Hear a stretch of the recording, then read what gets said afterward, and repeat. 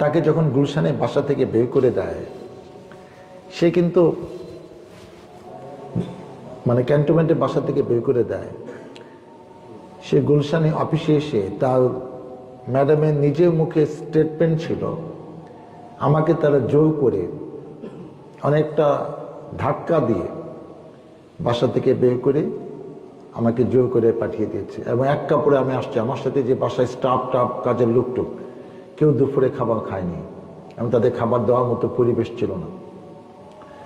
অথচ সরকার স্টেটমেন্ট দিয়েছে, সেনাবাহিনী থেকে স্টেটমেন্ট দেওয়া হয়েছে না উনি নিজেই হেঁটে হেঁটে স্বেচ্ছায় বাসা ত্যাগ করেছে। এটা মিথ্যা, এটা বানোয়াট। আমাদের নেত্রী কখনো মিথ্যা কথা বলে না। আজকে উনি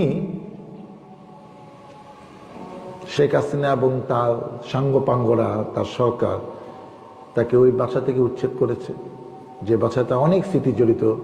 জিয়াউর রহমান যে বাসা অনেক আগের থেকে একদম মেজর থেকে যে বাসায় থাকতেন, তাকে সম্মান করে বাসা দেওয়া হয়েছিল, সেই বাসাটা থেকে বের করে দিলেন।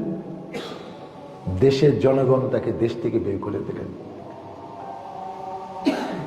এটা কিন্তু একটা উসিলা, আল্লাহ উসিলা। আমরা আপনাদের মুখ থেকে শুনেছি, আমি আপনাদের মধ্যে হয়তো অনেক কিছু জানি না। কোরআন শরীফের 3 নম্বর আলী ইমরান, ওখানে লেখা আছে 26 নম্বর আয়াতে যে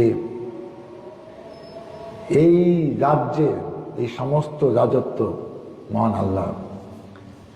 হে আল্লাহ, তুমি যাকে ইচ্ছে তাকে রাজত্ব দাও, যখন ইচ্ছা হয় কারো কাছ থেকে তুমি রাজত্ব কেড়ে নাও। তুমি যাকে ইচ্ছা তাকে সম্মানিত করো, যাকে ইচ্ছা তাকে তুমি অপদস্থ করো। তুমি সবকিছু কল্যাণের সাথে জড়িত, তুমি অনেক ক্ষমতাবান।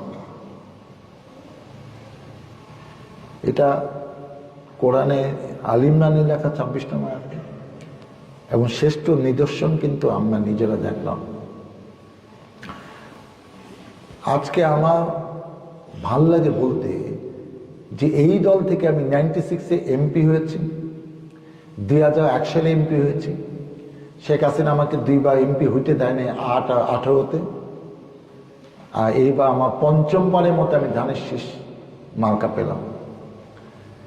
আমরা আমাদের নেত্রীর কাছ থেকে কি শিখেছি জানেন? ওনার ব্যক্তিত্ব। উনি কাউকে উল্টাপাল্টা কথা কখনো বলতে শুনি নাই।